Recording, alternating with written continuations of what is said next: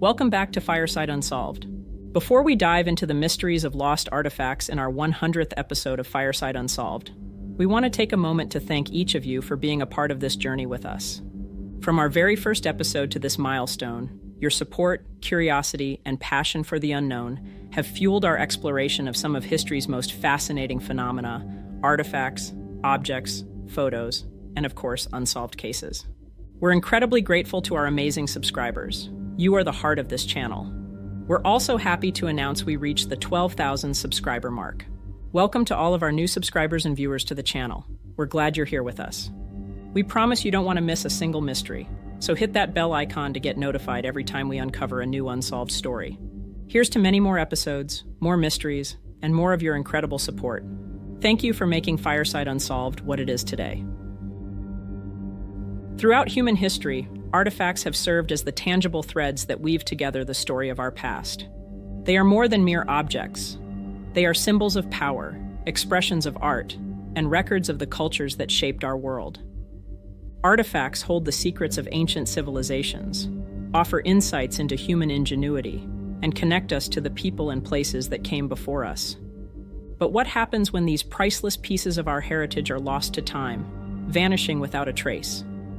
In this video, we'll uncover the mysteries behind some of the most elusive lost treasures of history. The Great Bell of Damazzadi, once the largest bell ever cast, which mysteriously disappeared beneath the waters of Burma. The Florentine Diamond, a gemstone of unmatched brilliance that slipped from the pages of history. The Amber Room, a magnificent chamber crafted entirely of amber and gold, looted during World War II and never found. The crown jewels of King John, lost in the marshlands of England under mysterious circumstances.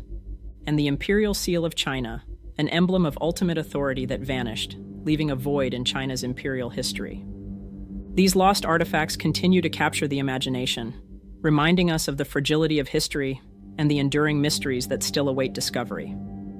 Join us as we explore these captivating tales of loss, legend, and the ongoing quest to reclaim the forgotten pieces of our shared past. On episode 100, 5 of the greatest artifacts lost to time.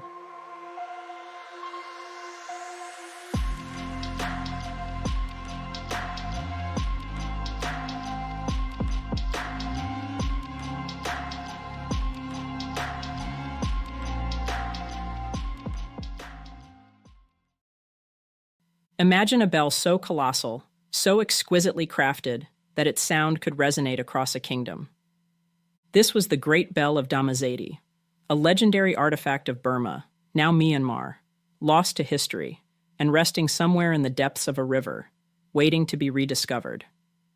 Cast in 1484 by King Damazzadi, the bell was reputedly one of the largest ever made, with estimates varying from 300 to 330 tons, and a diameter of approximately 16 feet.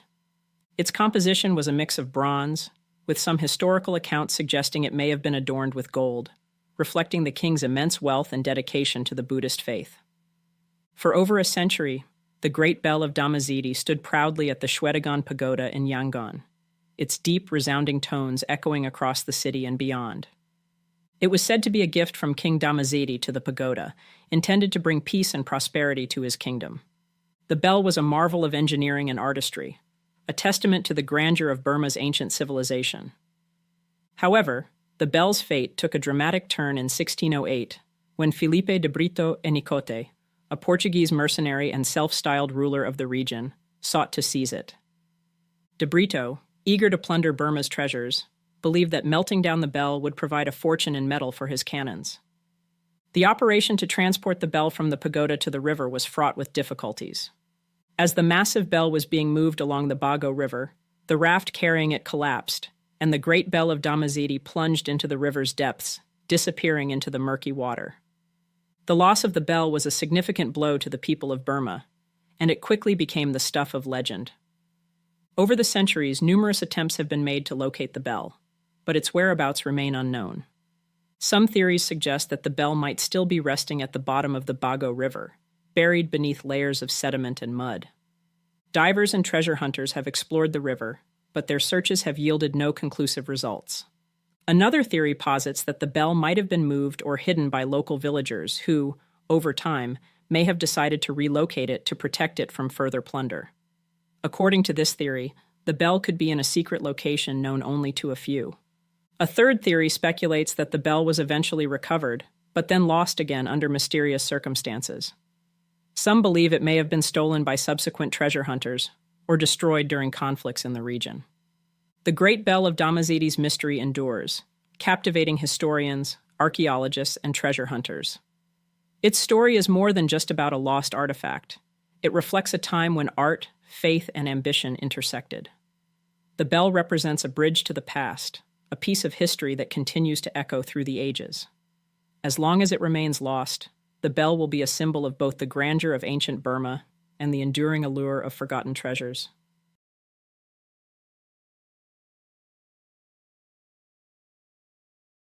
The Florentine diamond was an illustrious gem celebrated for its remarkable clarity and captivating brilliance.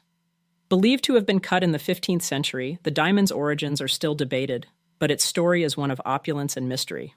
The diamond first came into prominence when it was acquired by the powerful Medici family of Florence in the early 16th century. It became a symbol of their wealth and influence, meticulously set into exquisite jewelry and worn with pride. Its unique cut, featuring an intricate 126-facet design, gave it an exceptional sparkle that enchanted those who saw it. In the turbulent times of the French Revolution, the diamond was seized and incorporated into the French crown jewels under Napoleon Bonaparte. Napoleon, known for his grandeur and love of luxury, greatly valued the diamond, integrating it into his imperial collection. However, following his fall from power, the diamond's trail grew cold. The Florentine diamond's fate took a mysterious turn during World War II. It is believed to have been stolen from a European noble's collection amidst the chaos of the conflict, but what happened to it afterward remains unknown. Theories abound. Some suggest it was hidden away to evade capture, while others speculate that it was sold on the black market or lost in the upheaval of war. Despite extensive searches and numerous attempts to recover it, the Florentine diamond has never been found. Its disappearance remains one of history's great mysteries, captivating historians, gem enthusiasts, and treasure hunters alike. The story of the Florentine diamond is a poignant reminder of the fragility of historical treasures and the enduring allure of lost relics, each piece of its history adding to its legendary status.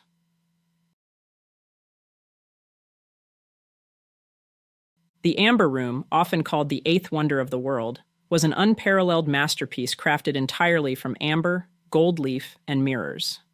A room where every surface gleamed with golden hues, a dazzling spectacle of light and craftsmanship that seemingly transported you in an instant to a realm of opulence and grandeur. The Amber Room was originally constructed in the early 18th century in the Catherine Palace of Tsarskoye Selo, near St. Petersburg, Russia. It was designed by German craftsmen Andreas Schluter and Bartolomeo Rastrelli and adorned with thousands of pieces of amber set into intricate patterns. The room was a marvel of Baroque artistry, its walls shimmering with a golden glow that enchanted all who saw it. Over the decades, the Amber Room was celebrated as a symbol of Russian elegance and artistic achievement. It underwent several renovations and expansions, further enhancing its splendor. However, during World War II, the room's fate took a dark turn. In 1941, as German forces advanced into Soviet territory, the Amber Room was looted and dismantled by the Nazis. Despite attempts to preserve it, the room was stolen and transported to Germany, where it vanished from public view. The room's disappearance marked the beginning of one of history's greatest art heists. Despite extensive efforts by historians, treasure hunters, and even amateur sleuths, the Amber Room has never been recovered. Numerous theories abound regarding its fate. Some suggest it was lost during the war or destroyed in bombing raids. Others believe it might still be hidden in a secret location, perhaps in a remote bunker or private collection. In the decades following the war, various attempts have been made to reconstruct the Amber Room based on historical records and photographs. The most notable reconstruction, completed in 2003, seeks to capture the original's grandeur and keep its memory alive. Yet, the original Amber Room's mystery endures, symbolizing both the grandeur of pre-war artistry and the enduring quest for lost treasures. As long as it remains lost, the room continues to captivate imaginations, reminding us of the treasures that once were and the relentless pursuit to uncover them.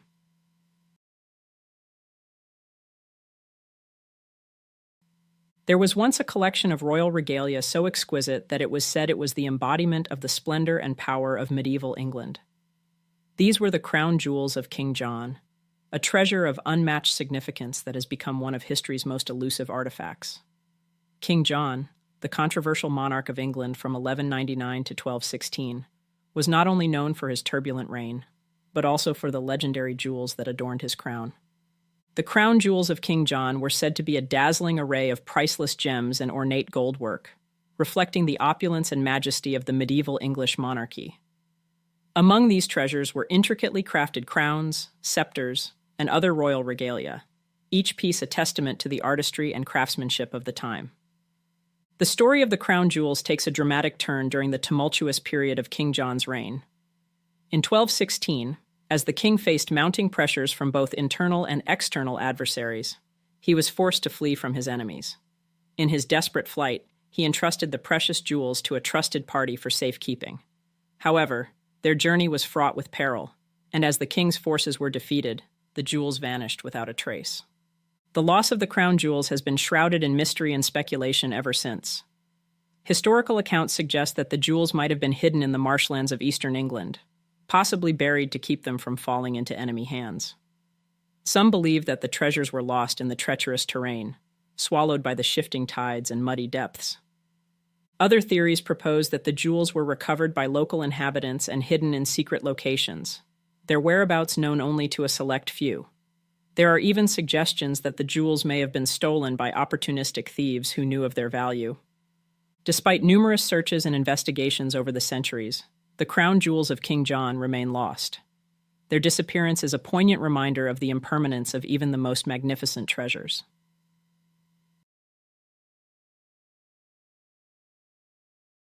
The imperial seal of China, an artifact so significant that it represented the very essence of imperial power, was a revered object that held the divine right to rule and the sacred essence of the Chinese emperors. Known as the heirloom seal of the realm, this extraordinary artifact was central to the governance and legitimacy of the Chinese imperial dynasty. The imperial seal was believed to have been crafted in the early Zhou dynasty, around the 11th century BCE, and was one of the most important symbols of the Chinese emperor's legitimacy and sovereignty. Made from a single piece of jade, the seal was engraved with characters that conveyed the divine mandate to rule. It was not merely a stamp, but a profound emblem of the emperor's authority, used to authenticate official documents and decrees. The seal's storied history spanned several dynasties, becoming a treasured heirloom passed down through generations of rulers. It played a crucial role in maintaining the continuity of imperial power and was deeply revered in Chinese culture. However, its fate took a dramatic turn during the turmoil of the Qing dynasty's fall. In 1912, with the abdication of the last Qing emperor, Puyi, and the establishment of the Republic of China, the imperial seal's status was cast into uncertainty.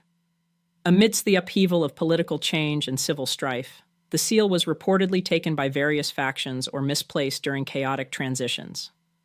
Despite numerous investigations and claims over the years, the exact fate of the imperial seal remains unknown. Some theories suggest that it was hidden to protect it from being seized or destroyed during the revolution. Others speculate that it was lost or stolen during the period of upheaval, possibly ending up in private collections or even being sold on the black market. Its disappearance is more than just a loss of a physical artifact. It symbolizes the upheaval and transition of a grand era in Chinese history. The seal's story continues to inspire awe and curiosity, reminding us of the profound connection between artifacts and the legacy of a nation's heritage. That wraps up this exploration into the mysteries of lost artifacts. From the depths of Burmese rivers to hidden vaults in war-torn Europe, these treasures continue to capture our imagination and fuel the quest for discovery. Each of these objects holds a unique story, a fragment of history that reminds us of the enduring allure of the unknown. This episode of Fireside Unsolved is brought to you by Tony Wright, author of Things Aren't Right: The Disappearance of the Yuba County Five. If you're captivated by tonight's mystery and want to dive even deeper into this unsolved case, we definitely recommend getting Tony's book. You can find it on Amazon by simply following the link in the description below, or by clicking this box at the top right of your screen. The Yuba County Five is a name forever tied to one of the most unexplained and haunting mysteries in American history. In February 1978, 5 friends from Yuba City, California, set out for what should have been an ordinary night together at a basketball game. It wasn't until months later that the remains of 4 of the men were discovered, scattered deep within the wilderness. The 5th man was never found, his fate still unknown to this day. On this episode, we'll explore what may have happened to the Yuba County Five, and how a simple night out became a chilling story of survival and the continued search for truth. Welcome back to Fireside Unsolved, Episode 101, The Yuba County Five Mystery.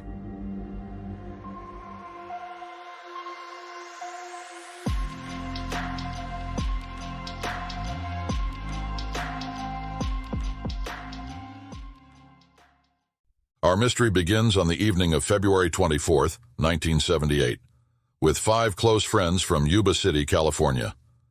The group consisted of Ted Weichert, a 32-year-old that was often described as having the biggest heart of the group.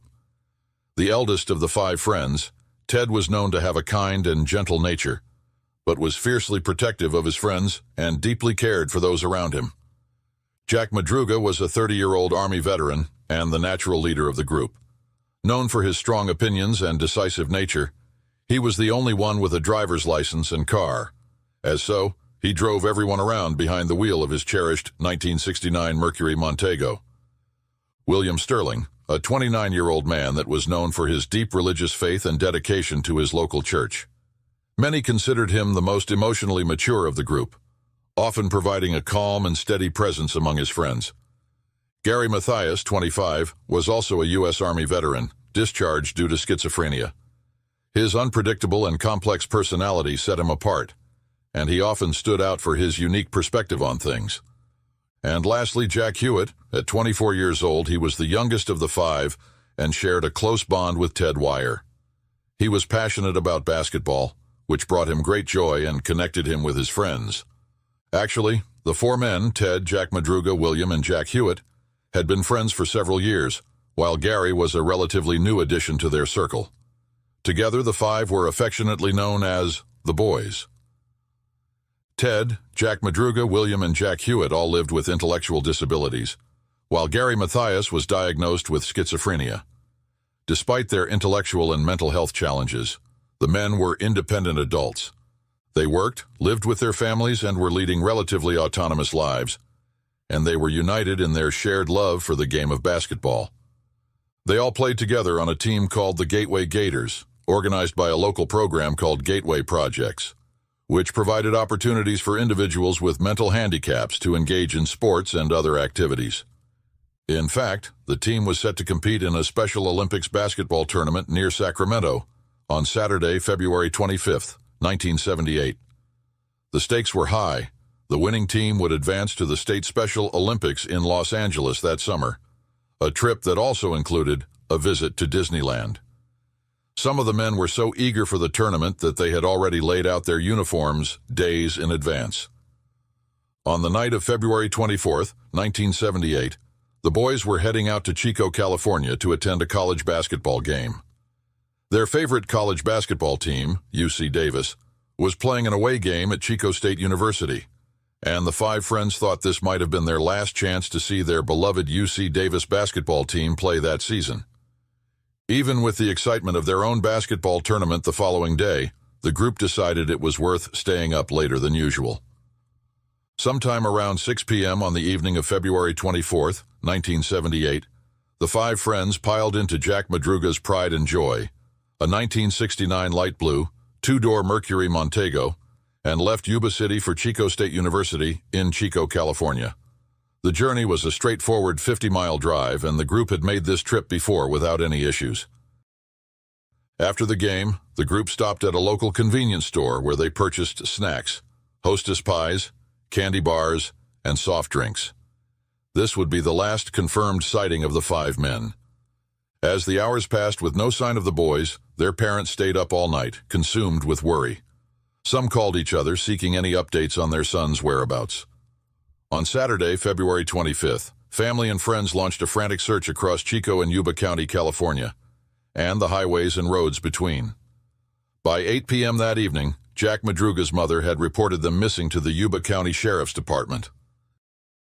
Days of uncertainty stretched on until Tuesday, February 28th, when a forest ranger discovered Jack Madruga's car on a snow-covered road near Oroville, more than 60 miles from Chico and in the completely wrong direction of their expected route back to Yuba City. Despite being abandoned, the vehicle showed no signs of being stuck or disabled. Inside, authorities found snack wrappers and maps, but no clues about the men's whereabouts. The car had a quarter tank of gas left, but the keys were missing, adding to the growing mystery of their disappearance. The discovery of the abandoned car triggered a massive search and rescue operation, set against the backdrop of record snowfall in the region. The Yuba County Sheriff's Department theorized that after 11 p.m., the car likely became stuck on a remote, snow-covered road in the Plumas National Forest in the Sierra Nevada mountains. According to this theory, the men may have been stranded waiting for a tow truck or help from a passing motorist. But why would the men leave the safety of the vehicle and disappear into the frigid darkness of an unforgiving land? Temperatures in the forest plummeted well below freezing on the night the men disappeared, with snowdrifts reaching 10 to 12 feet in some areas. Alerts were dispatched to law enforcement agencies from Sacramento all the way to the Oregon state line, but no leads emerged. Despite the extensive efforts, no trace of the men was found. What confounded investigators was the fact that Madruga, an experienced driver, was known to dislike cold weather and unfamiliar terrain. It remained a mystery why he would have ventured so far off course into the mountains. Moreover, the road was treacherous and steep, ascending into the high country of the Sierra Nevada. This was not a route the men would have likely chosen on their own, especially not at night and in winter conditions. Possibly what was strangest of all was that the car was in working order and had no signs of damage. The police found that the Montego's underside had no dents or gouges, suggesting it had been driven carefully over the rough road and snow to where they found the car. Months went by with no major breakthroughs until June 4, 1978, when a group of motorcyclists stumbled upon a Forest Service trailer at a remote campsite, about 19 miles from where Jack Madruga's car had been abandoned. Inside the trailer, they found the emaciated body of Ted Weichert lying on a bed covered with sheets. He was dressed in only a thin shirt and pants, and his feet were severely frostbitten, with gangrene having set in. The trailer was equipped with resources that could have ensured survival, including a butane tank for heating, a shed stocked with canned food, and plenty of matches and other supplies. However, it was evident that these resources had been largely ignored. Some food had been consumed, but many cans remained unopened despite the presence of can openers. Ted Weichert's body indicated he had lost between 80 to 100 pounds before his death. His beard suggested he had survived for around 8 to 13 weeks after the men were reported missing. Strangely, blankets and other materials in the trailer were unused, and the butane tank had never been turned on. This pointed to a troubling fact. The men, well, at least Ted, had not utilized the available resources to aid their survival. The search in the area intensified following the discovery of Ted's body. Soon after, 2 more bodies were found, Madruga and Sterling, located about 12 miles from the abandoned car and 5 miles from the trailer. Both men appeared to have died from hypothermia, and their remains were partially consumed by animals. 2 days later, Jack Hewitt's body was found even closer to the trailer. He had apparently fallen into a stream bed and was found still holding on to his watch. Like the others, he likely died from exposure. His father later speculated that Jack may have been trying to reach the trailer for help, or possibly returning to the car when he met his end. The 5th man, Gary Mathias, was never found. Investigators believe he might have left the trailer and attempted to find help, but his body has never been discovered. This puzzling case left both the community and investigators with more questions than answers. Several theories emerged to explain the mysterious circumstances surrounding the men's deaths. One theory suggests that Gary Mathias, who had a history of psychiatric issues, might have suffered a mental breakdown, leading him and the others into the wilderness. However, his family and doctors maintained that he was stable and consistently took his medication. Another theory posits that there may have been an altercation or threat at the basketball game, causing the men to drive erratically.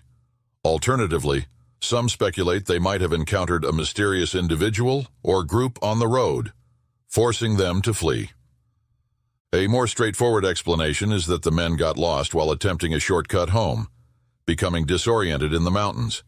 However, this theory fails to account for why they ventured so far into the forest, or why they neglected to use the survival supplies available in the trailer. Given the men's disabilities, some suggest they might have been confused or frightened by some still unknown factor, leading them to act irrationally. The presence of unused blankets, unopened cans of food, and an unlit fire hints at a possible misunderstanding of their dire situation. It's also possible that the group splintered under the stress, with some members remaining in the trailer, while others attempted to find help. Weier's extended survival suggests that at least some of the men tried to stay alive for as long as possible. Many aspects of the Yuba County 5 case remain mysterious and frustratingly unresolved. Why were they on that road? Why didn't they use the trailer's resources? What happened to Gary Mathias? Why did they leave the car? The story of the Yuba County 5 is a chilling reminder that some mysteries are still beyond our understanding. And in some cases, no matter how much time passes, answers still lie beyond our grasp. The unanswered questions surrounding the disappearance of these 5 friends have left a void, and in the absence of definitive answers, that void has been filled with theories that range from the plausible to the deeply speculative. Despite countless investigations and decades of speculation, what actually happened to the boys on that night in February 1978 remains a mystery. What makes a locked door so mysterious? So intriguing? Maybe it's because locked doors symbolize the unknown, the forbidden. They keep the world outside from the secrets stowed within. The very act of locking something away suggests it's worth protecting. But what lies behind these impenetrable barriers? Today, we'll uncover the history behind 5 of the world's most mysterious locked doors. Doors that have captured the imaginations of countless souls who dared to wonder, what's on the other side? Prepare yourself, because some doors are best left unopened. Welcome back to Fireside Unsolved, Episode 102, 5 Mysterious Locked Doors.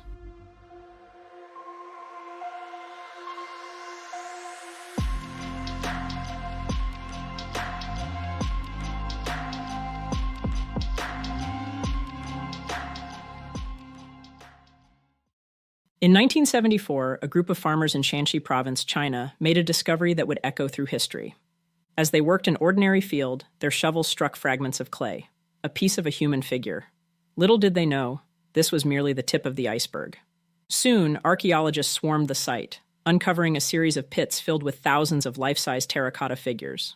Soldiers standing in silent ranks, war horses ready for battle, acrobats caught mid-performance, esteemed officials, and even lifelike animals. This unassuming field held one of the greatest archaeological finds of all time, revealing the long-buried army that guarded the tomb of China's first emperor. The terracotta army that was discovered was put there to stand eternal guard over the nearby mausoleum of Qin Shi Huang, the formidable first emperor of the Qin dynasty, who ruled from 221 to 210 BCE. While much of the necropolis surrounding the mausoleum has been explored, the emperor's tomb itself remains sealed to this day, untouched by human hands for over 2,000 years. A key reason for the reluctance to open Qin Shi Huang's tomb is the fear that doing so could irreparably damage it, destroying invaluable historical information. The hesitation isn't only about preserving history, there could also be immediate and potentially deadly dangers lurking within. According to an account by the ancient Chinese historian Sima Qian, written around 100 years after Qin Shi Huang's death, the tomb is rigged with deadly booby traps meant to kill any intruder. It reads, "Palaces and scenic towers for 100 officials were constructed, and the tomb was filled with rare artifacts and wonderful treasure. Craftsmen were ordered to make crossbows and arrows primed to shoot at anyone who enters the tomb. Mercury was used to simulate the 100 rivers, the Yangtze and Yellow River, and the Great Sea, and set to flow mechanically. Even if the 2,000-year-old booby-trapped bows have long since deteriorated, Sima Qian's account hints at another, more insidious danger: rivers of toxic liquid mercury, ready to flood the tomb and poison any who dares to enter. At first, this might seem like a mere myth, but scientific studies have measured mercury concentrations in the soil surrounding the tomb and discovered levels much higher than would be expected in the land there. For now, the tomb of Qin Shi Huang remains sealed and unseen, shrouded in mystery but not forgotten. Yet, with each passing year, we inch closer to the day when scientific advancements may finally allow us to unlock its secrets without disturbing the fragile history within. Until then, the tomb's hidden wonders and potential dangers lie waiting, untouched for over 2,200 years.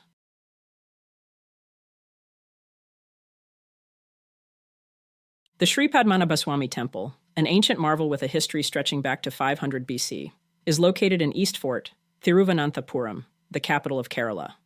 Dedicated to Lord Vishnu, the temple is revered as a sacred site where the deity reigns supreme. In 2001, archaeologists unearthed 6 mysterious underground vaults beneath the temple, labeled Vaults A through F. Since then, 5 of these vaults have been opened, and the public became aware of their contents as recently as 2011. Vaults A and B are said to hold vast treasures of gold, while Vaults C and D contain a dazzling array of gold and silver jewelry. Vaults E and F are filled with various utensils and ritualistic items related to temple ceremonies. Among the incredible treasures uncovered from the opened vaults of Sri Padmanabhaswamy Temple are artifacts that seem almost beyond belief. Researchers have found gold coins dating back thousands of years, a stunning 9-foot-long gold necklace, sacks brimming with diamonds, and a small, intricately crafted golden statue of an elephant, to name just a few items discovered in the vaults. Each item tells a story of opulence and devotion, leaving many in awe of the temple's vast wealth. However, Vault B of the Sri Padmanabhaswamy Temple remains unopened.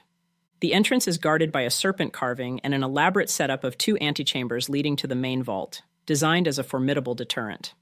These ancient carvings, depicting a serpent and a yakshi, serve as a stark warning to all who approach. Legend has it that Vault B was sealed with powerful Nagapasam mantras, chanted by the highest religious authorities during the reign of King Marthanda Varma. This ritualistic protection was believed to safeguard the temple's treasure, and the curse it is said to contain can reportedly only be lifted by one of the highest priests. In the 1930s, vandals attempted to breach Vault B, but they were allegedly attacked by a swarm of snakes that seemed to materialize out of nowhere, reinforcing the legend of the curse. Another intriguing tale from over a century ago recounts how temple priests tried to unlock the vault to use its treasure to alleviate a severe famine. As they neared the door, they were said to have heard the sound of gushing waves from within, leading to speculation that Vault B might be connected to the Arabian Sea. Despite these tantalizing stories and the significant historical and cultural value of the treasure, the royal family of Travancore has refused to allow any further exploration. They believe that opening Vault B could invoke divine wrath and unleash a curse upon the nation, making it a sealed chapter in the temple's history.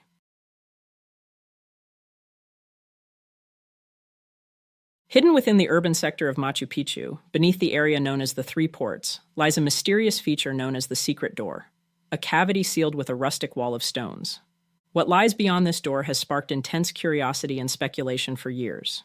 Some scholars even hypothesize that this could be the long-lost mausoleum of Emperor Pachacutec, the visionary ruler who is believed to have ordered the construction of Machu Picchu. Such a discovery would be groundbreaking, potentially rewriting our understanding of Inca history and culture. For many years, the secret door remained hidden in plain sight, overlooked by researchers and visitors alike who failed to notice its peculiar construction. It wasn't until 2010 that French engineer David Crespi spotted this bricked-up entrance. Intrigued by its mysterious appearance, Crespi, alongside French explorer Thierry Jamin, embarked on a quest to uncover its secrets.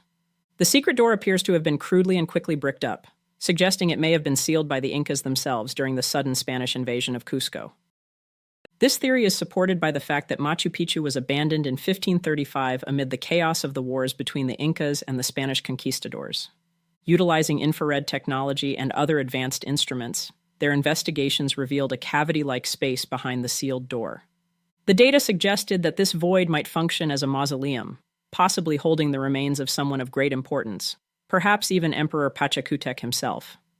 Pachacutec, a visionary leader, was the founder of the Tahuantinsuyo Empire, and the ruler who expanded Inca territory more extensively than any of his predecessors.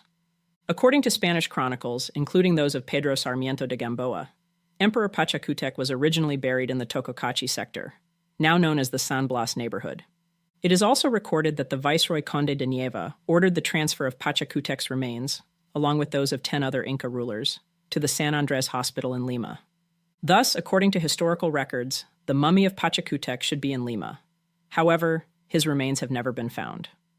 Armed with their findings and theories about the secret door, David and Thierry have requested permission to remove the stones that seal the entrance. However, despite their efforts over the years, the authorities of Machu Picchu have repeatedly denied their requests. Officials argue that there is no conclusive evidence to support their theory, and removing the structure could potentially cause irreversible damage to the site. The Taj Mahal, a 17th-century riverfront mausoleum, was built by Mughal Emperor Shah Jahan in memory of his beloved wife, Mumtaz Mahal, who died during childbirth. The iconic structure, known for its exquisite white marble and intricate lattice work, stands as one of India's most visited landmarks, drawing countless tourists from around the world. But beneath this breathtaking monument lie a series of mysterious underground chambers that have fueled rumors and intrigue for centuries. Many of these locked rooms are located in the mausoleum's underground takana, an area intended to provide a cool retreat during the sweltering summer months. Leading authority on Mughal architecture, Ebba Koch, who meticulously documented the Taj Mahal, describes these chambers as a series of rooms aligned along the riverfront terrace. There are 15 rooms in total, 7 larger rooms with niches on either side, 6 square rooms, and 2 octagonal ones. These rooms once overlooked the Yamuna River through elegant arches, displaying painted decorations that have since faded under layers of whitewash. The underground rooms of the Taj Mahal were open to visitors until 1978, when a flood caused water damage, silt accumulation, and cracks in the structure. Since then, the rooms have been sealed to the public, except for occasional restoration work. Authorities maintain that the rooms contain nothing of historical significance and are kept locked for security reasons, given the monument's status as a protected World Heritage Site. The so-called rooms in the basement are not actual rooms, but rather a long corridor with doors, serving as a practical solution for managing space within the mausoleum. While the locked chambers of the Taj Mahal continue to spark curiosity, experts assert that there are no hidden secrets within these underground rooms, just remnants of a once grand royal passageway.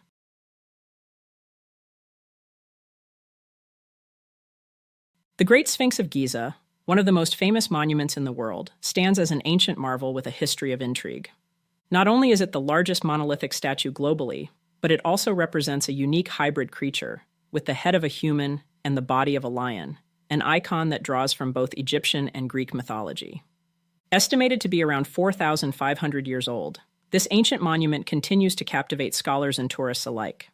The Sphinx is thought to have been much larger in its original form, as suggested by the discovery of enormous stone blocks and abandoned tools around the site. However, the most tantalizing secrets of the Sphinx may lie underground, near its paws. In recent years, a group of scientists employed seismographic technology to detect 2 hidden chambers beneath the paws of the Sphinx. Some enthusiasts speculate that these chambers could be the legendary Hall of Records, rumored to contain ancient scrolls that reveal the secrets of our shared past. Despite the speculation, the chambers remain inaccessible. Their entrances are still sealed, and the researchers have yet to receive permission to explore them fully. Another mysterious entrance was found in 1926, when under the direction of French Egyptologist Émile Barrès, the Sphinx was cleared of sand, uncovering an entrance to a tunnel at ground level on the north side of its rump. However, this opening was subsequently closed with masonry and nearly forgotten for more than 50 years. The passage's existence was later recalled by 3 elderly men who had worked as basket carriers during the initial clearing, leading to its rediscovery and excavation in 1980. There is some debate regarding the origin of this passage. Some scholars believe it was created by Colonel Howard Weiss, an English soldier and Egyptologist, who noted in his diary in 1837 that he had been boring near the tail of the Sphinx. This suggests that Weiss may have created the passage, although others propose that it could be of ancient origin, perhaps an exploratory tunnel or an unfinished tomb shaft. The mystery of the Great Sphinx of Giza remains, with its hidden chambers, forgotten passages, and enigmatic origins continuing to inspire curiosity and speculation. From ancient tombs hidden deep within the earth to forgotten chambers beneath iconic monuments, these sealed entrances evoke a timeless allure. Each one holds a story, a treasure, or perhaps a curse, just waiting to be discovered, or left untouched for eternity.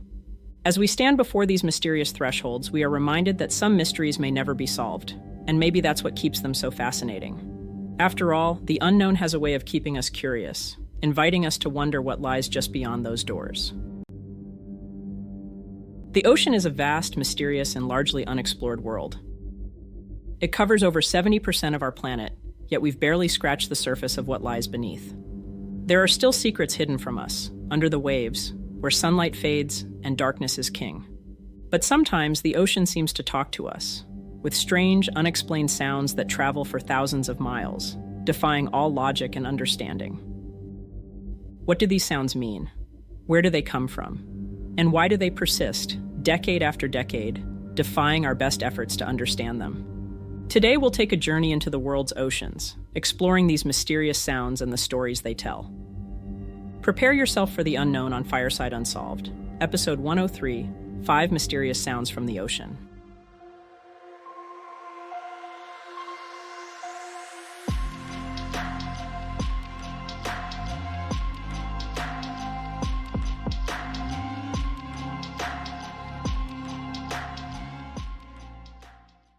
Before we begin trying to decipher these unexplained underwater sounds, we need to take a step back and look at how these sounds are recorded in the deep ocean. The National Oceanic and Atmospheric Administration, also known as the NOAA, operates a vast network of underwater microphones called the Sound Surveillance System. Originally developed during the Cold War to detect Soviet submarines, this network has since been repurposed for scientific research, monitoring everything from marine life to underwater volcanoes and earthquakes. On March 1, 1999, researchers at the NOAA detected a sound using their network of underwater microphones, known as hydrophones. But this was no ordinary sound. It was loud, it was deep, and it lasted over 15 seconds. And it was powerful enough to be picked up by the entire hydrophone network spread across the Pacific Ocean. To put this in perspective, the Pacific Ocean covers over 63 million square miles, larger than all the land masses on Earth combined. For a single sound to be heard across such an immense distance, it had to be something truly extraordinary.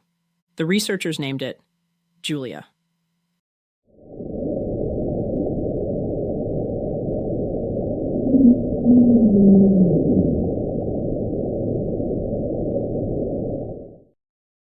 Unlike the sounds of icebergs, underwater earthquakes, or even the calls of marine animals, Julia didn't fit any known acoustic profile. The NOAA quickly classified it as unknown. Several theories have surfaced, ranging from the plausible to the downright bizarre. The most widely accepted theory is that Julia was caused by the grounding of an iceberg.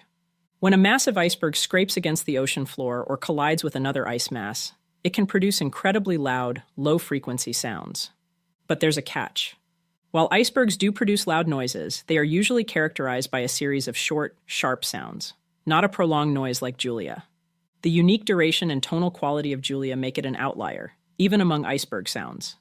Another possible explanation points to underwater volcanic activity. The Pacific Ocean, especially around the Ring of Fire, is a hotbed of volcanic and tectonic activity. Underwater volcanoes, or seamounts, can generate loud, low-frequency noises during eruptions, collapses, or gas releases. And these sounds can also travel long distances. However, there was no seismic data at the time to suggest a volcanic eruption or tectonic event in the region where Julia was recorded. And without that, this theory starts to lose its footing. Now here's where things get really interesting. Some oceanographers and marine biologists have proposed that Julia might have been produced by an unknown sea creature, a massive one that has yet to be discovered. The idea of a giant, undiscovered sea creature might sound like science fiction, but it's not entirely out of the realm of possibility. Remember, it wasn't until the 1970s that the colossal squid, an enormous creature that can grow over 40 feet long, was confirmed to exist. Yet many marine biologists argue that no known sea creature could produce a sound of Julia's magnitude. The mystery of Julia is a reminder that, despite all our scientific advancements and technological achievements, there are still mysteries in this world we have yet to unravel.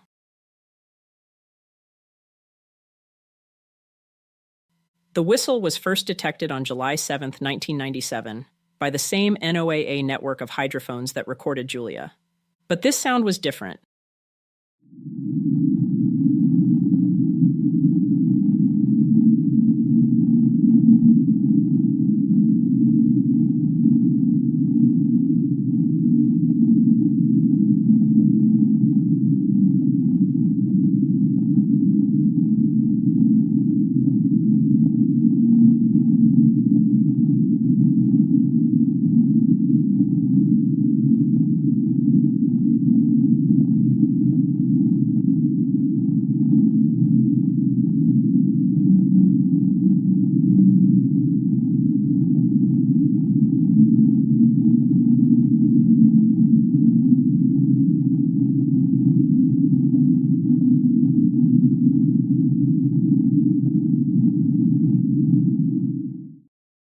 One of the more straightforward explanations is that it could be a natural underwater acoustic phenomenon triggered by shifting tectonic plates or volcanic activity beneath the seafloor. When rocks deep under the ocean's surface are stressed, they can sometimes produce high-pitched sounds as they crack, shift, or grind against each other. Unlike the deep rumbling noises typically associated with earthquakes or volcanic eruptions, these sounds can be much shorter and higher in frequency, something like a whistle. This explanation makes sense, especially given the immense pressures and dynamic geological activity taking place under the ocean floor. But there's a problem. The pitch and brevity of the whistle don't quite match the acoustic profiles of known tectonic sounds. And at the time of its detection, there was no significant seismic activity in the area where the whistle was recorded. Another theory suggests that the whistle could be a form of communication from a marine creature. Could the whistle be a call or signal from a species we have yet to discover, or from one so rarely observed that we don't recognize its sounds? While this idea is intriguing, most marine biologists remain skeptical.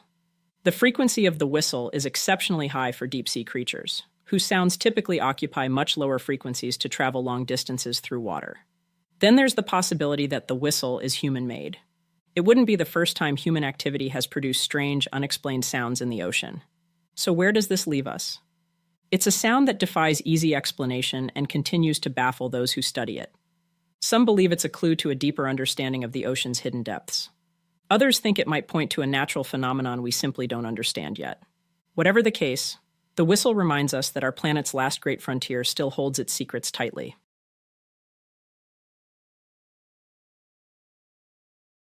Upsweep is not a single isolated noise. It's a continuous seasonal sound that has confounded researchers since it was first detected in August 1991. This peculiar sound has been recorded by the Pacific Marine Environmental Laboratory and has sparked years of speculation and study. What makes upsweep so mysterious is its persistent nature. It isn't just a one-time occurrence. It's been heard seasonally, primarily in the spring and fall, ever since its discovery. The sound originates from a remote area in the southern Pacific Ocean, near the Pacific-Antarctic Ridge, located roughly between New Zealand and South America.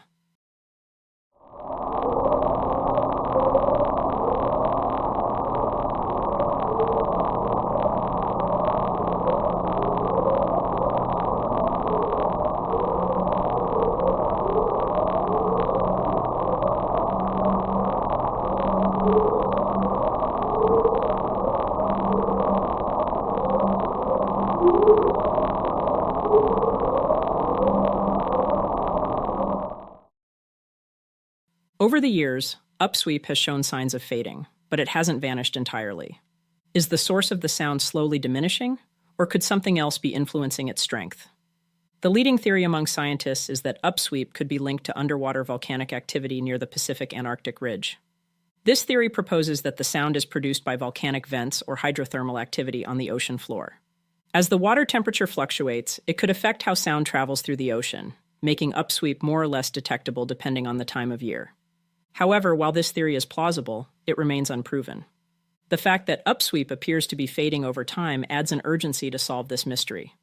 Are we on the verge of losing a vital clue about our planet's inner workings? And if the sound were to disappear completely, would we ever uncover its true origin? First captured on May 19, 1997, slowdown is a unique noise characterized by a gradual decrease in frequency, as if something enormous were slowly grinding to a halt deep within the ocean.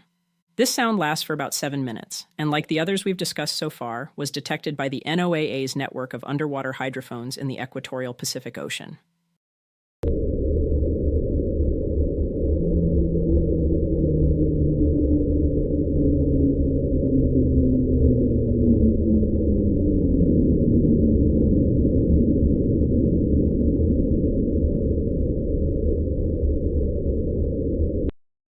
What sets slowdown apart is not only its eerie descending pitch, but also the fact that it has been recorded multiple times over the years, often in different locations.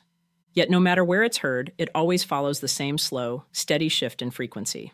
The most widely accepted explanation among scientists is that slowdown could be the result of a massive iceberg dragging or grounding itself along the seafloor.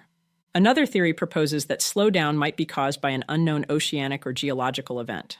Perhaps it could be the result of the slow movement of tectonic plates, the collapse of underwater caverns, or another deep-sea process that we have yet to understand. Of course, there is also the more speculative idea that slowdown could be produced by a massive unknown marine creature. However, no known marine animal is capable of producing a sound like slowdown for such an extended period, particularly at the low frequency detected. The physiology required for a sea creature to emit this type of noise would be unlike anything we've ever encountered. Finally, let's dive into one of the most unique and emotionally resonant mysteries of the deep sea: the story of the 52 Hz whale, often referred to as the world's loneliest whale. Unlike the other mysterious ocean sounds we've explored, the 52 Hz signal is believed to be the call of a living creature. This sound was first detected by the U.S. Navy in 1989 and has since been tracked by the NOAA. What sets the 52 Hz whale apart is the unusual frequency of its call. Most whales, such as blue whales or fin whales, communicate at much lower frequencies, usually between 10 and 40 Hz. The 52 Hz whale, however, calls out at a much higher frequency of 52 Hz, which doesn't match that of any known whale species.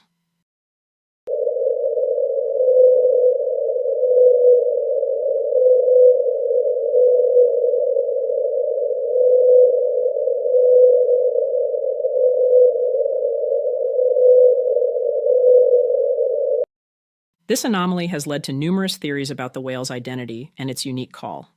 One theory suggests that the 52 Hz whale could be a one-of-a-kind individual with a physical anomaly or mutation affecting its vocal cords, causing it to produce a call at a higher frequency than other whales.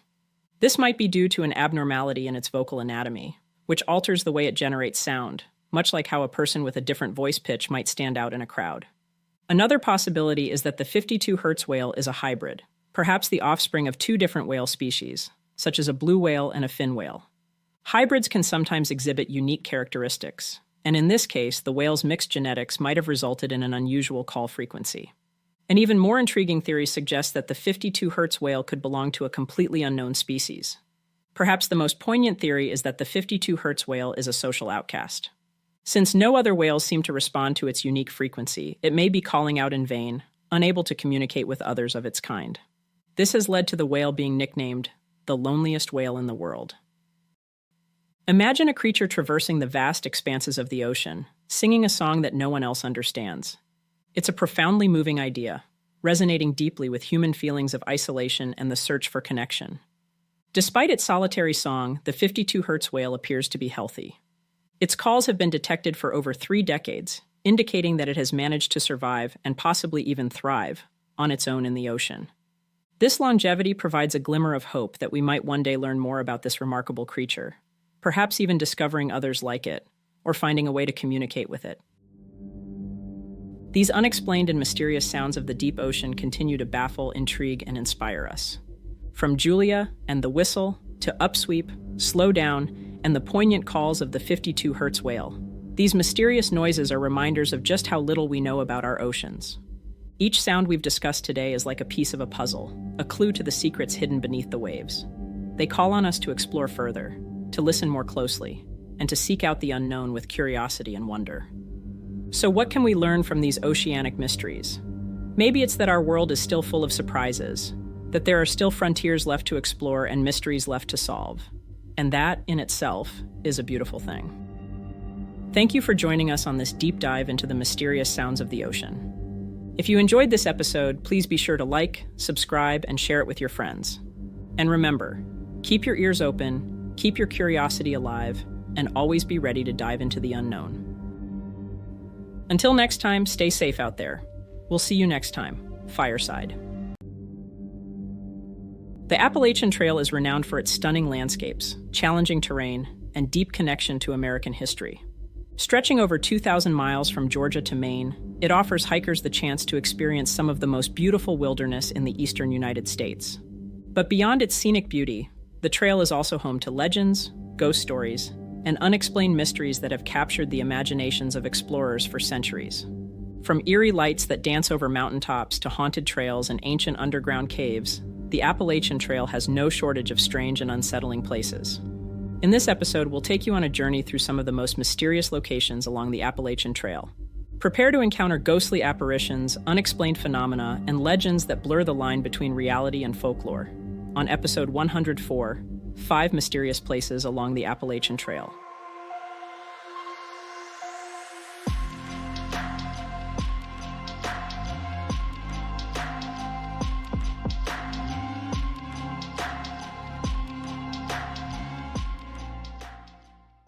The Appalachian Trail, stretching over 2,000 miles through the scenic wilderness of the eastern United States, is a treasure trove of natural beauty. But within the towering mountains, dense forests, and rolling valleys also lies a deeper mystery, one that predates the trail's existence by centuries. Hidden in the lore of the Cherokee, there's a story about a peculiar group known as the Moon-Eyed People. According to Cherokee oral tradition, the Moon-Eyed People were a race of small, pale-skinned beings who lived in the Appalachian region long before the arrival of the Cherokee themselves. These mysterious figures were named for their unusually large, light-sensitive eyes, which, as the story goes, made them unable to see in daylight. Instead, they were nocturnal, venturing out only at night, under the soft glow of the moon. Descriptions of the Moon-Eyed People suggest they were significantly different from the Native American tribes that inhabited the area. They were said to be smaller in stature, pale-skinned, and possessed advanced architectural skills. Some versions of the legend say they built stone structures, fort-like ruins that can still be found in parts of North Carolina and Georgia today. The Moon-Eyed People are also remembered for the Cherokee legend that drove the Moon-Eyed People out of the Appalachian region. According to the Cherokee, they were eventually forced to flee by the Cherokee warriors during a battle that occurred at sunrise. Taking advantage of their eyesight during the daytime, the Cherokee attacked when the Moon-Eyed People could not see. Some accounts say that these pale beings escaped to caves deep within the Appalachian Mountains, where they still live to this day. Others say they traveled west. From a cultural perspective, some anthropologists believe the legend could have been a symbolic tale created by the Cherokee to explain the presence of ancient ruins that they had come upon in the region. The Appalachian Trail landscape is littered with reminders of past civilizations and ancient mysteries. One notable location is Fort Mountain in northern Georgia, home to a long stone wall that stretches 885 feet across the mountain. The origin of this wall remains debated, but some believe it was built by the Moon-Eyed People. However, what's more likely is that the Moon-Eyed People were early European settlers who arrived in North America long before Christopher Columbus. Or as some scholars suggest, they could have been Welsh explorers, possibly led by the legendary Prince Madoc, who is said to have reached the New World around 1170. As with many Appalachian legends, the mystery is woven into the very fabric of the land, offering a fascinating connection between our present and the distant past. Deep in the heart of Kentucky, not far from the Appalachian Trail's western stretch, lies one of the most remarkable and mysterious places, not just along the Appalachian Trail, but in the United States as a whole, known as Mammoth Cave. This sprawling underground cave system is the longest known in the entire world, having more than 400 miles of explored passageways and countless stories of strange happenings and unexplained phenomena. Mammoth Cave is part of Mammoth Cave National Park and is truly a geological wonder. Its intricate network of tunnels, chambers, and underground rivers has been formed over millions of years, creating an otherworldly environment that feels disconnected from the surface above. The cave's name reflects its immense size, but despite centuries of exploration of Mammoth Cave, new passageways are discovered regularly. First discovered by Native Americans over 4,000 years ago, the cave system has been explored by humans ever since, but even today, large portions remain uncharted. One of the most famous stories of Mammoth Cave is that of Floyd Collins, a cave explorer who died in 1925 after being trapped in a narrow passage while attempting to find new sections of the cave. His death, which became a national media sensation at the time, left a lasting imprint on the cave, and many visitors and guides claim to have encountered his restless spirit wandering the dark tunnels. Some say they've seen the faint glow of a lantern light deep in the cave, where no modern guide or hiker would go without proper lighting. Others report hearing voices echoing through the tunnels, calling out names or whispering in the dark. Long before European settlers and explorers ventured into Mammoth Cave, the area was used by Native American tribes. Archaeological evidence shows that early peoples mined minerals from the cave and buried their dead in its chambers. In fact, there have been multiple ancient mummies discovered within the cave system. Some of the remains, preserved naturally by the cave's dry conditions, have led to speculation that early cultures may have seen the cave as a gateway to the underworld. Mammoth Cave is also a site of immense scientific interest. The cave's unique ecosystem, which includes rare species of fish and insects adapted to complete darkness, offers valuable insights into biology and evolution. Despite mapping over 400 miles of passages, explorers believe that hundreds of miles still remain hidden, with unknown depths, dark chambers, and more of our shared history waiting to be discovered.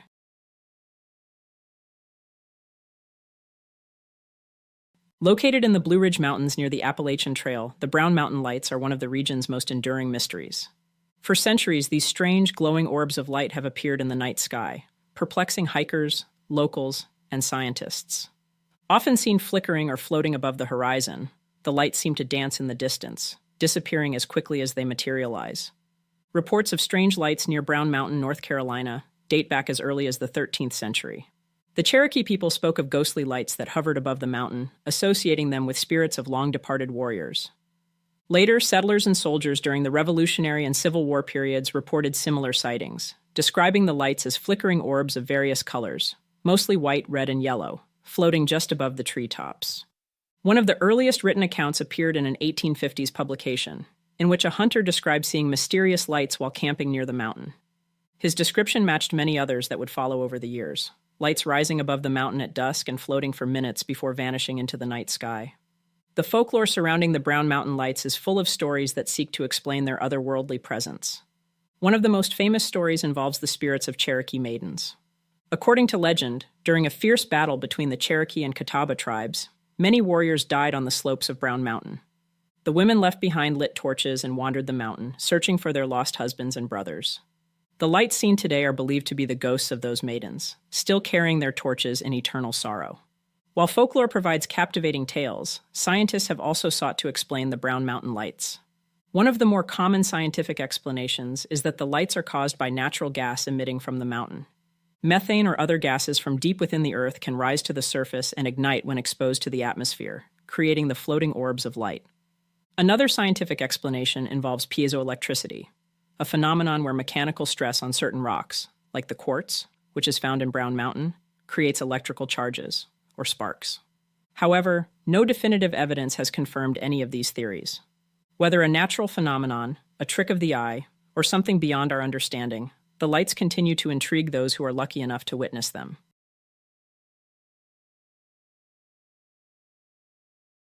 Tucked away in the hills of Tennessee near Big Ridge State Park lies one of the Appalachian Trail's eeriest and scariest hikes, the Ghost House Trail. This short trail has a dark past that has left it steeped in local and Appalachian Trail legend. The trail itself winds through the dense woods for about 1.2 miles, passing old cemeteries, the remnants of long-forgotten homes, and the abandoned foundations of what was once a small but vibrant community. However, what sets this trail apart from others is the legend of the Hutchinson family, who are said to guard the area to this day. The Hutchinsons were among the early settlers of the region. They built a home on the land, hoping to carve out a peaceful life in the remote wilderness. The young daughter of the family, Mary Hutchinson, contracted tuberculosis and died at a young age. Heartbroken, the family buried her in a small cemetery not far from the home, but her death marked the beginning of a series of strange events and terrible tragedies. Shortly after Mary's death, unexplained events began to take place in the Hutchinson family home. Mysterious sounds, like footsteps, doors creaking, and the soft crying of a child, were heard at night, and shadow figures were seen moving through the house. Fearing that their home was haunted by Mary's restless spirit, the Hutchinsons abandoned the house, leaving it to decay in the wilderness. Today, only the stone foundations remain where the Hutchinson home once stood. But many visitors claim that the spirits of the Hutchinsons, particularly young Mary, have never left. Reports of strange phenomena are all too common along the Ghost House Trail. The trail passes by the old Hutchinson family cemetery, where visitors often feel an inexplicable chill, as if the temperature drops suddenly near the graves. A number of people claim to have heard ghostly noises while hiking the trail, especially near the site of the former Hutchinson home. The sound of footsteps crunching on leaves or the faint cries of a child have been reported, even when hikers are completely alone. One of the most common sightings is that of a young girl in a white dress, believed to be the ghost of Mary Hutchinson. Hikers have described seeing her standing by the trail or wandering near the old cemetery, her expression sad but calm. She's said to vanish if anyone gets too close, as if she's forever bound to the land where she once lived and died. As with many ghost stories, there are skeptics who believe the tales of the Ghost House Trail are simply the result of overactive imaginations. The remoteness of the area, combined with the knowledge of the tragic history, can certainly lead to a heightened sense of unease. However, for those who have experienced the strange occurrences firsthand, it's hard to shake the feeling that something supernatural lingers in the area. Pierce Pond is located in western Maine, not far from the town of Caratunk, and is a beloved spot for hikers on the Appalachian Trail. Surrounded by dense forests, the pond offers a perfect place for rest, reflection, and even a bit of fishing. With crystal clear waters and a peaceful atmosphere, it's hard to imagine anything sinister lurking in the area. However, it is said that at certain times, especially when the fog rolls over the pond or the night grows still, a figure appears, roaming the shores and waters of Pierce Pond. According to local lore, a local fisherman met his untimely end near the pond. The details of his death vary, with some accounts claiming he drowned. Others suggest he had some kind of an accident in the surrounding woods. What remains consistent in every version of the story is that his spirit has never left the pond. The ghost of Pierce Pond is described as a shadowy figure, often seen standing near the water's edge or drifting along the misty surface of the pond itself. Those who have seen him say his appearance is that of a man staring out over the water, dressed in old-fashioned clothing, before seeing his form fading back into the mist. His presence is often accompanied by a feeling of deep sadness. Hikers who have camped near Pierce Pond describe hearing strange, disembodied voices at night, soft whispers carried on the wind, or the faint sound of a man calling out. Others have reported seeing an indistinct figure moving through the trees or standing motionless by the water at night. Skeptics, however, offer more practical explanations. It's not uncommon for the mind to play tricks in isolated environments, especially when fatigue and the solitude of the wilderness come into play.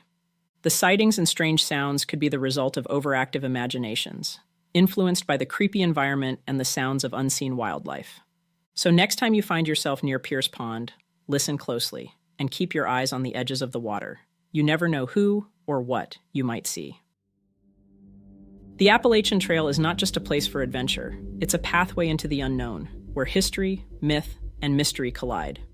The strange stories of the trail invite us to consider the possibility that there's more to this land than meets the eye.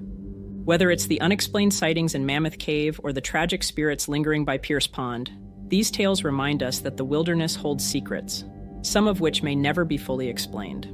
So if you decide to head out on your own Appalachian Trail adventure, keep an open mind. Who knows? You might just encounter one of these mysterious places for yourself, and perhaps even add your own story to the legends of the trail. Until we meet again, stay safe out there. We'll see you next time. Fireside. Certain artifacts defy easy explanation, leaving scholars and historians puzzled, igniting the imaginations of those who dare to wonder what they might mean. In part 3 of our series about ancient unexplained artifacts, we go even deeper into the mysterious, examining 5 more artifacts that continue to confuse experts. Could they be the remnants of lost technologies, signs of forgotten cultures, or something else entirely? Join us and gather round the fire as we explore the strange, the unexplained, and the ancient past on episode 105, Unexplained Ancient Artifacts, Part 3.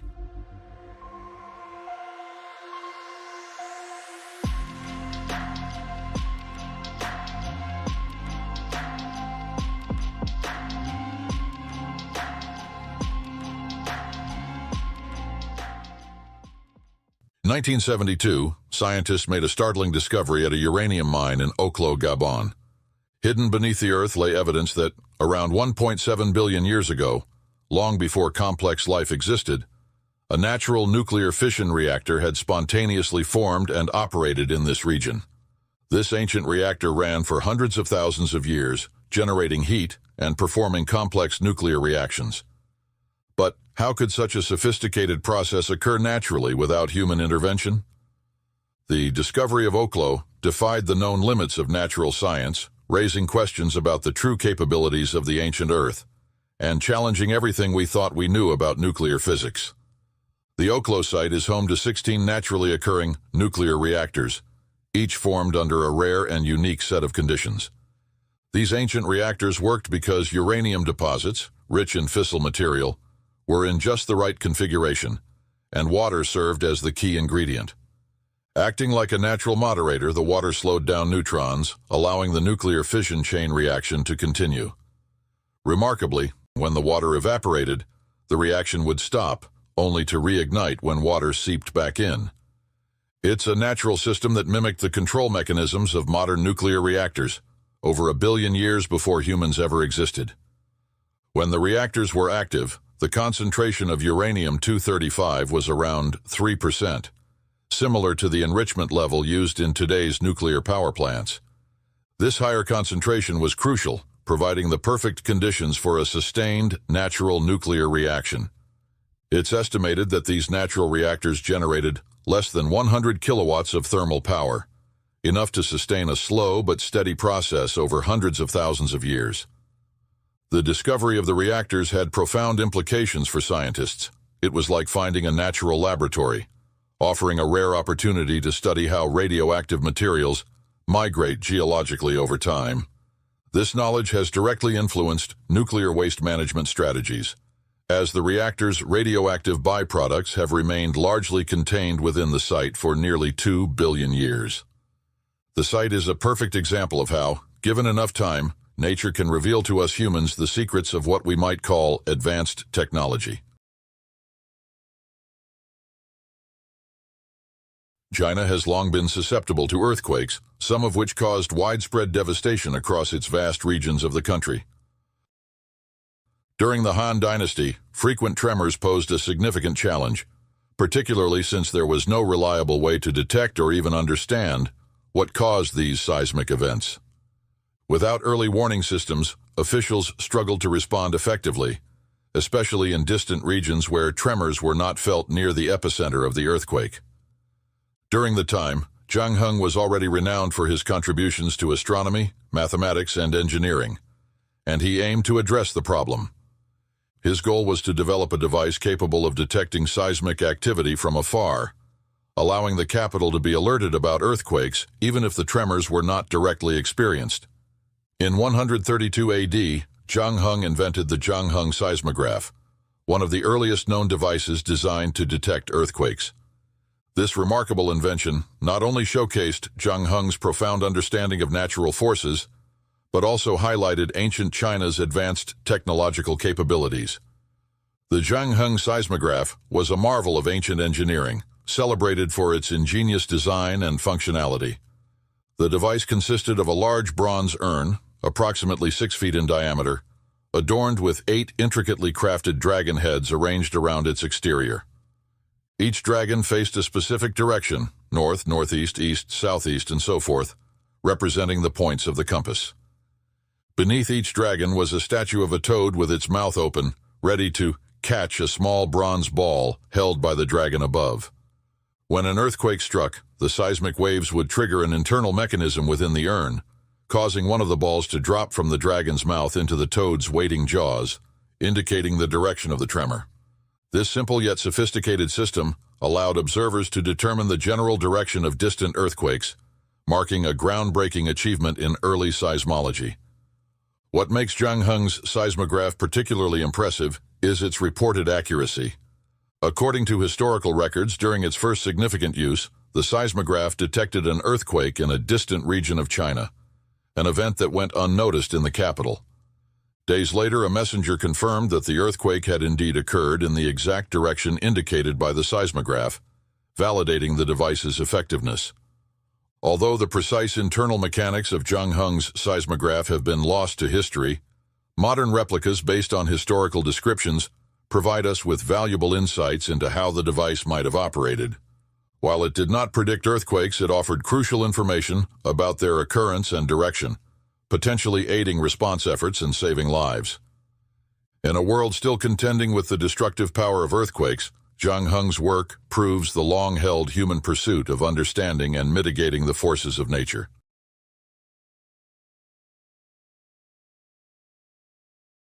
In a cave near an ancient cemetery at Beit Sheharim, a historic Jewish town in northern Israel, lies an extraordinary discovery: a massive slab of glass measuring approximately 6.5 feet wide, 11 feet long, and 18 inches thick. Weighing an astonishing 9 tons, this slab is far from what one might imagine when thinking of glass. Discovered in the 1960s during an exploration of the cave, workers initially mistook the slab for a concrete block. When they attempted to move it, the slab proved too heavy even for a bulldozer. Unable to dislodge the immense block, workers left it in place, paving the surrounding area as they continued their project to build a museum inside the cave. In 1963, a joint expedition from the Corning Museum of Glass and the University of Missouri was surveying the region for evidence of ancient glass production. During their search, someone suggested that the mysterious slab could be made of glass. A fragment of the slab was broken off and sent to a laboratory for testing. The results stunned everyone, including the researchers themselves. The enormous slab was indeed glass, and it was estimated to be around 1,600 years old. Humans have been crafting glass for over 6,000 years, far longer than they have been making iron tools. The earliest glass objects, mostly small beads, were often byproducts of metalworking or faience production, a ceramic-like material. These early glasses were typically opaque, full of impurities, and far from the clear glass we know today. It wasn't until the 15th century BC that true glass began to appear in regions around modern-day Lebanon, coastal northern Syria, Mesopotamia, and Egypt. During the Roman period, this area of the Mediterranean became the epicenter of glass production due to the abundance of key raw materials like sand and soda ash. Glass was produced in large blocks in massive workshops, then transported across the Roman and later Byzantine empires. Artisans would reheat these blocks, softening the glass to shape it into a variety of forms, from simple vessels to elaborate glassware. The Beit She'arim slab, however, stands out not only for its immense size but also as a relic of an advanced manufacturing technique, pushing the boundaries of what we understand about ancient glass production. Glassmaking in antiquity was a challenging process, primarily because the ingredients often contained impurities that were difficult to measure, but had significant effects on the final product. The main component of glass is silica, commonly derived from sand, which typically includes small amounts of lime. Lime plays a crucial role in glassmaking. It prevents molten sand from crystallizing, resulting in the amorphous, nearly colorless solid we recognize as glass. However, if too much lime is present, it loses this stabilizing property, causing the molten sand to crystallize into millions of microscopic structures, rendering the glass opaque. The massive glass slab at Beit She'arim serves as a striking example of such a failure. When a core sample was drilled from the slab, it revealed that the glass was uniform from top to bottom, but underneath the slab, some partially reacted materials had not completely melted. The lowest layer of the slab still contained remnants of the original batch, resembling coffee grounds, indicating that heat had not fully penetrated to the bottom, leaving the slab essentially half-baked. This alteration caused the glass to solidify with a bluish-gray opaque appearance, rather than the transparent quality desired. As a result, the slab was never broken up to be used for making glass objects. Had the glass turned out correctly, it could have produced between 50 and 60,000 small glass items. Today, this colossal glass slab remains on the floor of the cave where it was discovered, now part of the visitor center of the museum, silently telling the story of an ambitious, ancient glassmaking venture that fell short of perfection. On a typical Saturday afternoon, May 14, 1988, two young boys, 13-year-old Jamie Parks and his friend Trevor Johnson, ventured into the dense woods of Washington State, not far from the Canadian border. What began as a typical afternoon exploring the forest quickly turned into a discovery that would baffle experts for decades.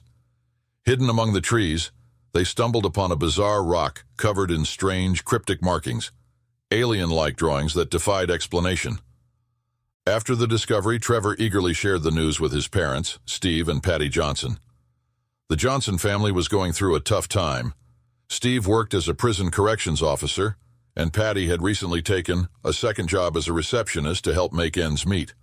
The couple had poured everything they had into opening a small dress shop in a new mall, but the project was delayed due to construction setbacks, putting even more strain on their finances. Despite their struggles, Steve was intrigued by the bizarre find. Curious to see it for himself, he hiked with Trevor back into the woods, where he too was captivated by the mysterious rock and its strange, alien-like drawings. Just 2 days after discovering the rock, the Johnsons' fortunes began to take a surprising turn. The dress shop that had been delayed was finally completed, and business took off. The once struggling couple soon expanded their ventures, acquiring a movie theater and other shops within the mall. They even moved into a new home, marking a dramatic shift from the financial struggles they had faced for years. The Johnsons believed their newfound success was linked to the mysterious rock, viewing it as a symbol, or perhaps even a catalyst, for their change in luck. However, not everyone shared this sentiment. An archaeologist who studied the rock determined that its cryptic markings were not the work of American Indians, European settlers, or any known civilization from the area. Instead, as many had speculated, the carvings were most likely created no earlier than the 20th century. Despite the conflicting views on its origins, the Johnsons remain grateful to Trevor and Jamie Parks for uncovering the rock during their exploration. The Dabous giraffes are a stunning example of Neolithic art found in the Air Mountains of north-central Niger. These remarkable petroglyphs, carved into the Dabous rock, stand up 20 feet tall and depict two intricately detailed giraffes, one male and one smaller female. Situated on a sandstone outcrop in the Tenere Desert, about 110 kilometers north of Agadez, and a few kilometers from the Trans-Saharan Highway, they are the largest known animal petroglyphs in the world. In addition to the giraffes, the surrounding area boasts 828 engravings, including 704 animals such as cattle, ostriches, antelopes, lions, rhinoceroses, and camels, along with 61 human figures and 17 inscriptions in Tifinagh. These carvings date back between 6,000 and 8,000 years, to a time when the Sahara was a lush savanna, rather than the arid desert it is today. Remnants of petrified wood found in the region further attest to its once fertile environment. The giraffe carvings were first recorded by French archaeologist Christian Dupuy in 1987, and later documented by David Coulson in 1997. To preserve these ancient works, a mold was created, and an aluminum cast of the carvings is now displayed at the Agadez airport. In 2022, researcher Nikos Salunias proposed that the Dabous giraffes might depict a previously unknown species of extinct giraffe, which he named Giraffa sahara. This hypothesis is based on the unique spot patterns observed in the carvings compared to those of existing giraffe species. While no bones of this hypothetical species have been found, Salunias suggests they may be discovered in Saharan lake deposits. From the ancient Oklo natural nuclear reactor to the revolutionary Zhangheng seismograph, and from the puzzling glass slab of Beit She'arim to the captivating Dabous giraffes, we've explored a range of discoveries that challenge our understanding of history and technology. Each of these artifacts, whether they're products of natural phenomena or the ingenious creations of ancient minds, invites us to question and expand our knowledge about the past. They remind us that the world is full of secrets just waiting to be uncovered, and that even the most mysterious pieces of history hold clues to the stories of our ancestors. Thank you for joining us on this journey through the unknown and the extraordinary. If you enjoyed this exploration into the unexplained, make sure to like, comment, and subscribe to our channel for more intriguing content. Today we explore the heartbreaking case of William Ebeneezer Jones Jr., a 3-year-old boy who vanished on a cold December morning in 1962. As the days passed, the community rallied, but despite their efforts, William remained missing. Join us as we look into the details of this perplexing disappearance, hear from those who loved him, and uncover the haunting questions that linger to this day. Welcome to Fireside Unsolved, Episode 106, The Unsolved Disappearance of William Ebeneezer Jones Jr.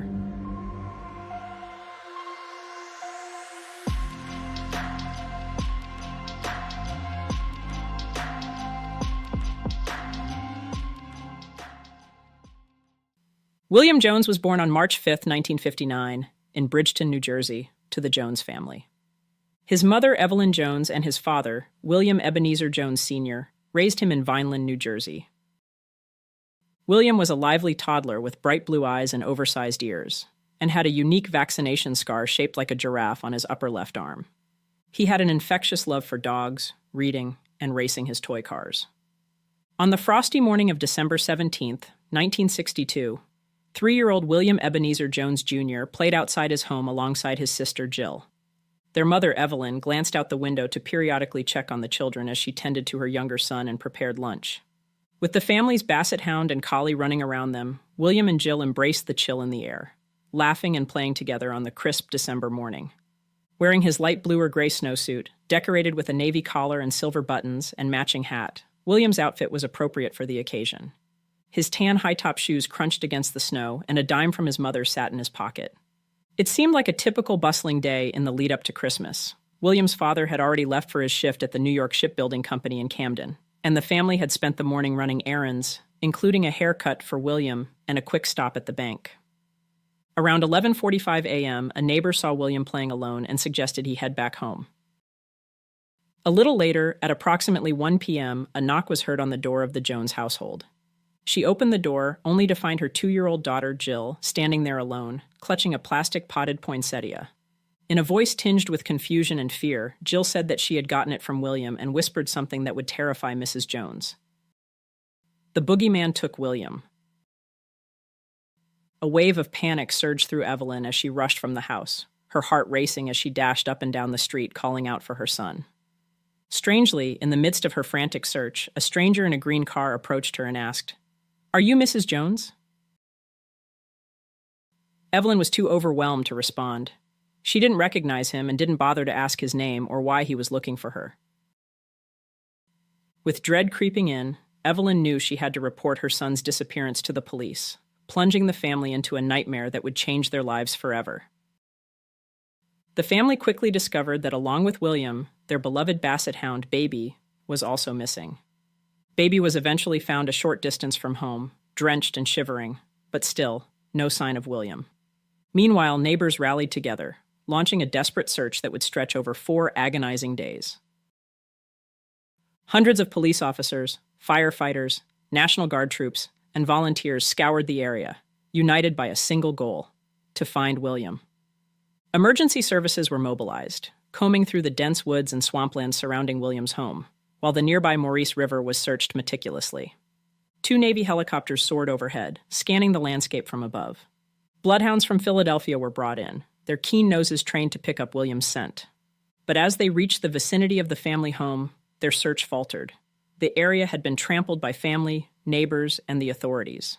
Despite the massive effort and the countless hours spent searching, there was still no sign of little William anywhere.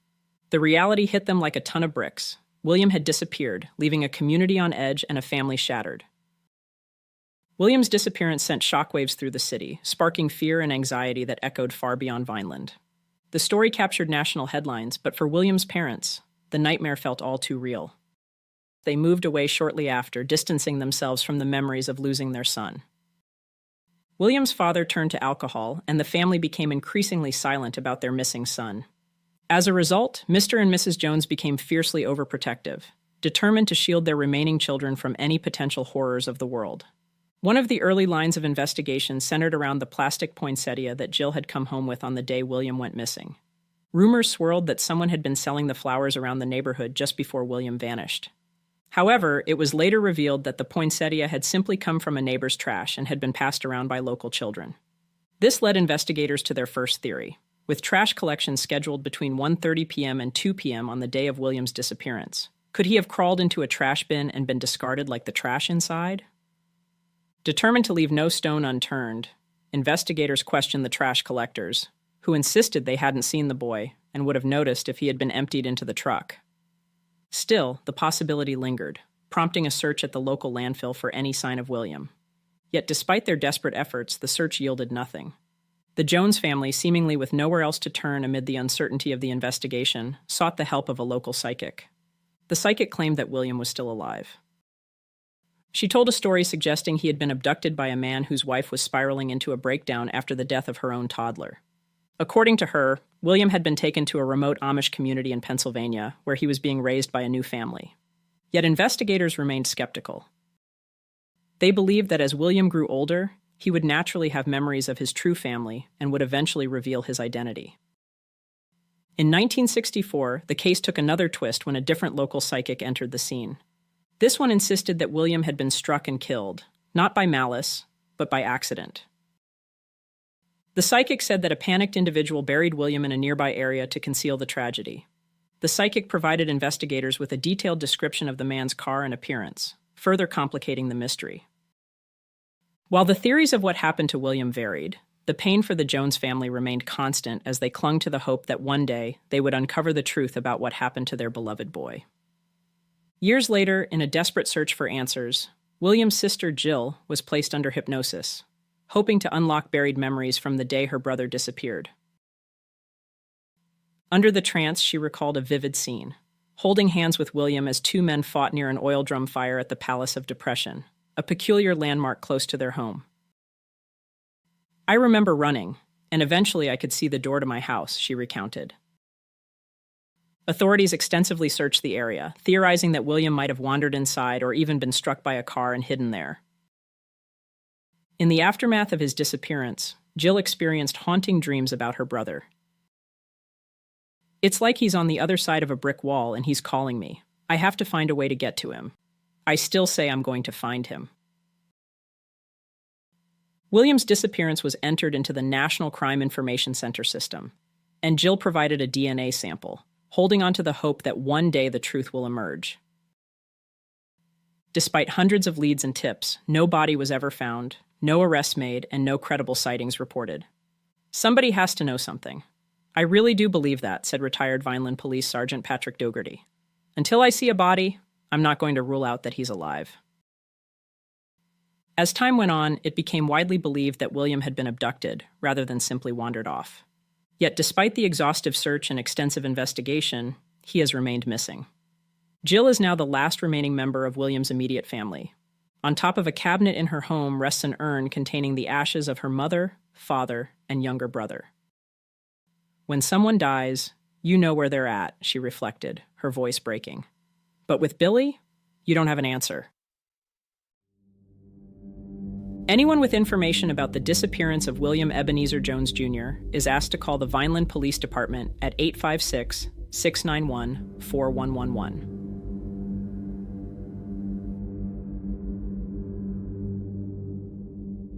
Thank you for joining us on this episode as we looked into the tragic disappearance of William Ebeneezer Jones Jr.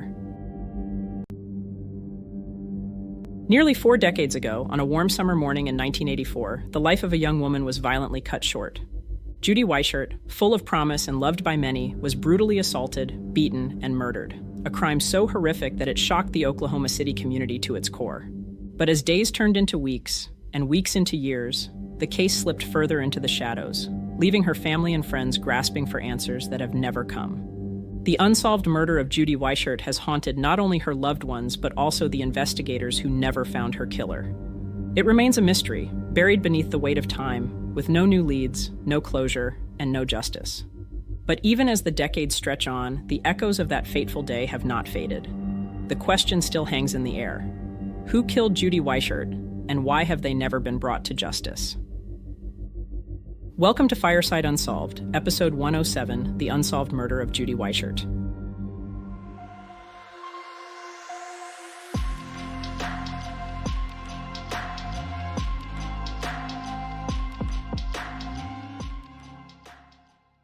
On the morning of July 28, 1984, the sun had barely risen when 33-year-old Judy Weichert laced up her running shoes and quietly slipped out of her home. Her plan was to go for a long jog near Sundance Air Park in Oklahoma City, Oklahoma, a place familiar to her, yet eerily isolated at that early hour. But for Judy, she had empty road ahead and no one around to bother her. Perfect conditions for a dedicated runner. Judy was in the midst of training for a marathon, and that morning she had set a challenging goal for herself of 16 miles. While she ran, her husband, Steve Weichert, stayed behind in bed, opting for a few more hours of rest, unaware that this decision would be one he'd question for the rest of his life. The couple was newly married, having tied the knot in September of 1983. Judy worked as a lease record analyst for Eason Oil Company, while Steve pursued a career in music and co-owned a restaurant where the couple had first met. It was a life filled with potential, but that morning's jog would mark the beginning of a tragedy that would shatter the world they had begun to build. According to the Oklahoma State Bureau of Investigation, Judy was discovered on the side of Sarah Road, just beyond Northwest 122nd Street, at approximately 9:45 a.m. A man and a woman, simply passing by, stumbled upon the horrific scene. Judy, clinging to what little life she had left. She had been brutally assaulted and stabbed up to 30 times in a vicious attack. But what stood out, possibly even more than the violence inflicted on her, was the sheer will she displayed in her final moments. After the brutal attack, Judy was left to die in a remote field, far from help. Yet somehow she managed to crawl toward the side of the road, inching closer and closer while cars drove by, completely oblivious to her agony. As emergency services rushed to the scene, Judy, despite being on the brink of death, summoned the strength to speak. With what remained of her fading breath, she gave a crucial clue to her rescuers, a description of the man who had done this to her. "A white guy in a blue car," she managed to utter, her voice weak but clear enough to leave behind a vital piece of evidence. The determination to survive, even after such unimaginable brutality, astounded those who worked on her case. "The sheer will to survive and try to get somebody to help is just astonishing to me," said Amanda Newland Davis, a criminologist who spent 6 years delving into the tragic mystery of Judy Weichert's murder. Surgeons at Mercy Health Center fought to save Judy's life for hours, but her wounds were too severe. Despite their best efforts, later that afternoon, Judy died from her injuries, her brave fight for life coming to a heartbreaking end. In the days that followed, Oklahoma City mourned the loss of a vibrant soul. Her funeral was held at Resurrection Cemetery Chapel, where friends and family gathered to say their final goodbyes.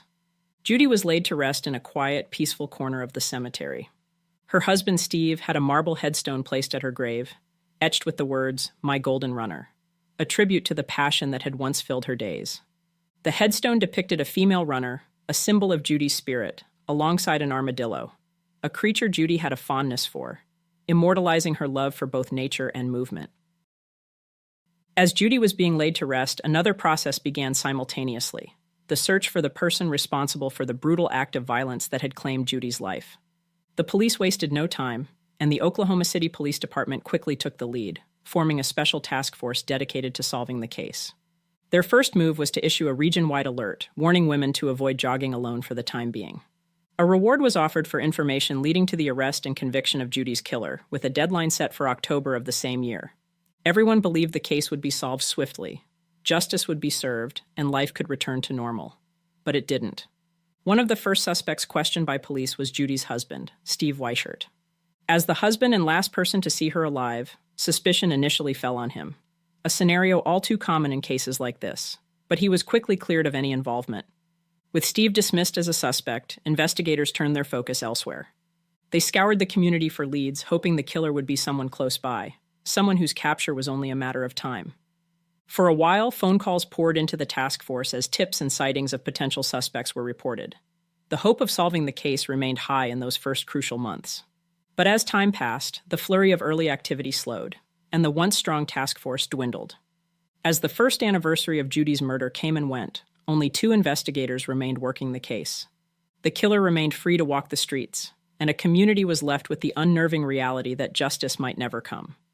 Regardless, armed with the description Judy Weichert had managed to give before her death, the investigators continued canvassing the area relentlessly, and by 1985, investigators believed they had finally found their prime suspect, a man named Jeffrey Todd Pierce. Jeffrey Todd Pierce, a white man who drove a blue truck, had recently been accused of another violent assault on a woman in the area. Though authorities would later revise their belief, thinking the suspect had driven a blue Volkswagen Beetle and not a blue truck, Pierce fit the bill well enough to spark intense interest. So almost immediately, the detectives working Judy's case, with no solid leads, hear about this suspect in a separate case and quickly tie the two together, explained criminologist Amanda Newland Davis. To investigators, the connection seemed undeniable.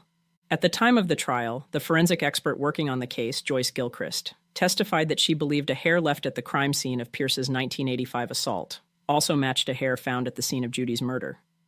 For the police, this was the breakthrough they had been waiting for. They were eager to close the book on Judy's case, and with a matching hair and having already been convicted for the other woman's assault, they were confident they had their man for Judy's killing.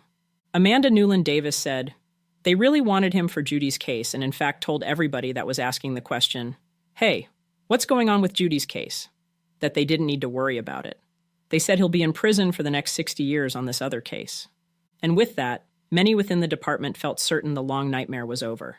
The murderer had been caught, and although terribly sad, justice was served. Except with time, they would find out that their confidence was tragically misplaced. 15 years after his conviction for the 1985 assault, the case came under new scrutiny. Advances in forensic technology that didn't exist during his original trial now allowed for a more detailed examination of the evidence. Joyce Gilchrist's analysis of the hairs found in both the assault conviction, as well as the hair found at the scene of Judy's murder, were disputed in 2001 by an FBI review. DNA testing was then conducted on evidence from the crime scene from the 1985 assault, conclusively proving Pierce's innocence and implicating another man for the crime. Then DNA analysis was returned from the hair found at Judy's crime scene, and shockingly, the hair was actually not human at all. It was an animal hair. The DNA that was initially thought to link Pierce to Judy's murder didn't match. None of it did. 15 years after his conviction, Pierce walked free. Now, nearly 40 years later, the search for justice continues. Despite the hundreds of leads that poured in over the years, there have been no further arrests or suspects. The trail grew colder with each passing year, and eventually, the case was relegated to the Cold Case Division, where it remains, frozen in time, unresolved. The decades have taken their toll. Weichert's loved ones, who once clung to hope, have begun to pass away. Her mother, Margaret, died in 2015, never knowing who took her daughter's life. Her father, Joseph, followed in 2018, his questions left forever unanswered. Even Steve, who had remarried in 2001, passed away due to cancer in 2013. The pain of the unsolved murder of Judy Weichert lingers. Weichert's friend, Judy Cruz, remains one of the last voices crying out for the justice that has eluded them all for so long. "Let's go back and review the evidence," Cruz pleaded, her voice carrying both weariness and determination. "Give this family some kind of peace. Judy just deserved justice. That's all there is to it." Yet after all these years, the question remains, will justice ever come? Or will this case, like so many others, fade further into the past, lost in the cold corridors of time? For many, the story of Judy Weichert is still far from over. For those who still remember, the fight for justice continues. And so, the hope remains that one day, a break in the case will finally emerge, a clue long overlooked, or even an unexpected confession. Until then, the mystery of Judy Weichert's murder lives on, an unsolved crime that refuses to rest until her killer has been found. If you have any information regarding the murder of Judy Weichert, we encourage you to contact the Oklahoma State Bureau of Investigation's Cold Case Unit. You can email investigators directly at tips@osbi.ok.gov, or you can call toll-free at 1-800-522-8017.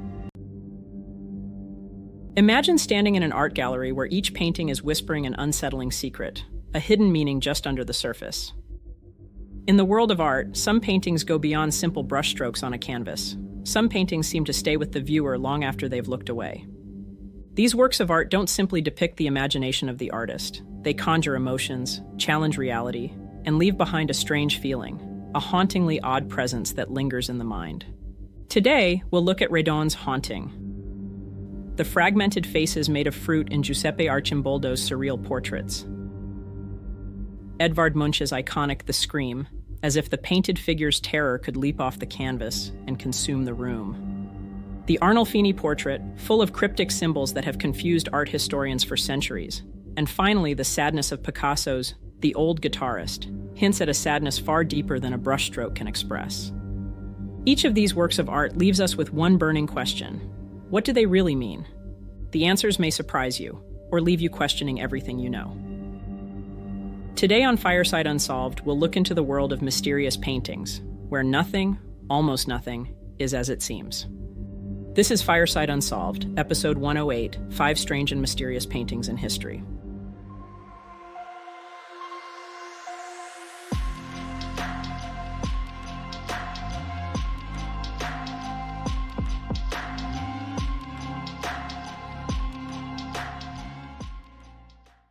Let's start with Haunting, a striking and mysterious painting by Redon, an artist famous for creating unsettling and thought-provoking artwork.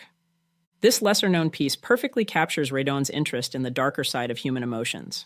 True to its name, Haunting stirs the imagination and creates a sense of unease. Redon, a French symbolist painter, was known for blending dreamlike images with deeper meanings, and Haunting is a great example of that. Painted in the late 1800s, Haunting doesn't tell a clear story. Redon wasn't trying to show a specific scene, but rather wanted the painting to be an exploration of feelings and thoughts that come from the viewer's own mind. Haunting invites the viewer into a space where dreams and reality blur together, leaving many questions unanswered. The figures shown in the painting aren't necessarily meant to scare us, but instead, they make us reflect on the hidden feelings we may not always acknowledge. What makes Redon's work so powerful is what he leaves unsaid. He doesn't explain everything. Instead, he uses light and shadow to allow the viewer to fill in the gaps. Haunting doesn't tell you exactly how to feel. It simply encourages you to feel something, whether that's fear, sadness, or discomfort. This painting stays in your thoughts long after you've seen it. Redon believed that art should let people experience it in their own way, without needing a clear explanation. The title, Haunting, fits perfectly because the painting feels like it's watching you, whispering thoughts and emotions that are hard to shake off. It invites us to look within ourselves and face our own worries and fears. Haunting isn't just about what's on the canvas. It's about the shadows and emotions we all carry inside us. For the second mysterious painting, let's look into the fascinating world of Giuseppe Arcimboldo, a 16th century Italian painter celebrated for his truly unique and surreal portraits. Arcimboldo had an extraordinary way of seeing the world, using everyday objects, like fruits, vegetables, and flowers, to craft human faces in his famous Composite Heads series. At first glance, these paintings may look like vibrant still life compositions, but when you look closer, you notice the hidden, unsettling human likeness within. This unexpected yet captivating fusion of objects and portraiture pulls the viewer in. Arcimboldo's work challenges how we think about art and perception. His portraits blur the lines between reality and imagination, offering a deeper commentary on humanity's relationship with the natural world. In pieces like Summer and Vertumnus, Arcimboldo doesn't just use fruits and vegetables to mimic facial features. Each carefully chosen element represents something more. A grape might serve as an eye, a pear as a cheek, wheat as hair, together forming a complex organic puzzle. But beyond the playful surface lies a profound meaning. The composite heads are a perfect representation of Arcimboldo's often explored themes of transformation, using natural objects to represent the cycles of life, death, and rebirth. Though these portraits might seem whimsical at first, their complexity invites deeper look. It's possible that the series of paintings are some kind of celebration of nature's beauty, but they could also be a glimpse of how closely our lives are intertwined with the natural world. Arcimboldo's composite heads playfully yet powerfully remind us how easily the boundaries between the human and natural worlds can blur. Sometimes it just takes the right artist to come along in order to bring it to life. Jan van Eyck's Arnolfini portrait was painted in 1434. This masterpiece is one of the most symbolically rich and debated works in Western art. At first glance, it seems to show a solemn scene. Giovanni di Niccolao Arnolfini, a wealthy merchant, stands alongside a woman in a beautifully decorated room, sharing a moment together. However, the deeper you look, the more questions there are, as every detail in the Arnolfini portrait carries meaning. One of the first observations many have about the painting is that while Giovanni Arnolfini is easily recognizable, the woman's identity remains uncertain. Some believe she is his wife, but historical records suggest she had already passed away by the time this portrait was created. This has led to speculation. Is this a portrayal of a new couple? A tribute to a lost spouse, a friend, cousin, or perhaps something more symbolic? The way the couple is posed also raises questions. Giovanni has his right hand lifted, which many interpret as an oath, while the woman rests her left hand gently on her belly. This has led to speculation that the woman is pregnant, or her pose could simply be a symbol of fertility and the promise of life. The single candle burning in the chandelier could represent divine presence, while the small dog at their feet symbolizes loyalty. The oranges near the window, a luxury in 15th century Europe, might indicate wealth and prosperity. But perhaps the most captivating feature of the painting is the convex mirror on the back wall. Not only does it reflect the couple from behind, but it also reveals two additional figures, one of whom is believed to be the artist, Van Eyck himself. Above the mirror, the artist inscribes, Johannes de Eyck fuit hic, which when translated reads, Jan van Eyck was here. For some, this is blurring the line between reality and art, subtly reminding viewers of the artist's own presence within this intimate scene. The Arnolfini portrait is more than just a depiction of a man and a woman. It's a puzzle filled with symbols and secrets. Its meticulous details, unexplained gestures, and unanswered questions continue to captivate anyone who encounters it.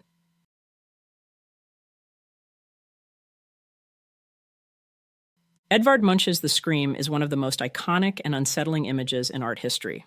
Painted in 1893, it captures the raw emotion of existential terror, resonating deeply with viewers across generations and cultures. This work of art is not a simple depiction of fear. It's a visceral embodiment of psychological anguish and despair, making it feel deeply personal and universally relevant. At the heart of the painting stands a twisted figure, hands pressed to its face, mouth open in a silent, eternal scream. This figure seems overwhelmed by panic, as if the very fabric of reality is unraveling around it. Above, the sky burns with unnatural hues of red and orange, creating a fiery, apocalyptic backdrop that feels like the world itself is in chaos.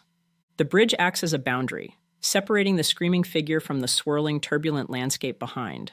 a metaphor for the tension between the self and the overwhelming forces of life, while the faceless figure symbolizes humanity, caught in an indifferent and chaotic world. What makes the scream unforgettable is how Edvard Munch merges emotion with landscape. It doesn't just show fear, it throws us into it. The distorted figure, the tumultuous sky, and the oppressive atmosphere combine to create an immersive experience of dread that's hard to shake off. Over a century later, the scream remains a powerful reflection of human anxiety, echoing our deepest fears of isolation, alienation, and the uncertainty of our own existence. But the scream is more than a representation of personal fear. It taps into a shared, universal anxiety that many people carry with them every single day. Its power lies in how it confronts us with emotions we often try to suppress, forcing us to face the unsettling truths about our inner struggles and the fragility of the world around us.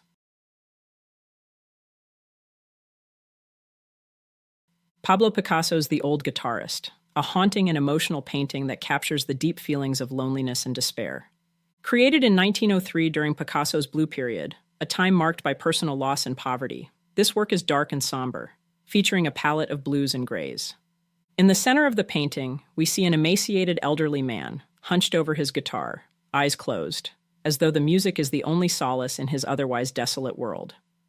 Picasso's minimalistic composition, featuring just the man, his guitar, and an empty background, draws our full attention to the frail figure. His body, so thin and weak, seems almost skeletal, emphasizing the fragility of life. Despite the man's frail appearance, he clings to the guitar. It reflects the deeper themes Picasso explored during his Blue Period, including isolation, poverty, and the suffering of the human spirit, while also hinting at the glimmer of hope that art can bring. The painting's cool, blue tones heighten the feelings of sadness and detachment. However, the guitar stands out as a symbol of beauty and meaning in an otherwise grim existence. It suggests that even in the darkest moments, art has the power to provide comfort and a sense of purpose. The Old Guitarist is more than just a portrait of a struggling musician. It's a profound exploration of the human condition. It speaks to universal themes of suffering and resilience, reminding us that creativity, in any form, can provide an escape from life's darkest moments. Thank you for joining us on this journey through some of the strangest and most mysterious paintings in history. Remember that behind every brushstroke lies a haunting backstory and a mystery waiting to be uncovered. Until we meet again, stay safe. We'll see you next time. Fireside.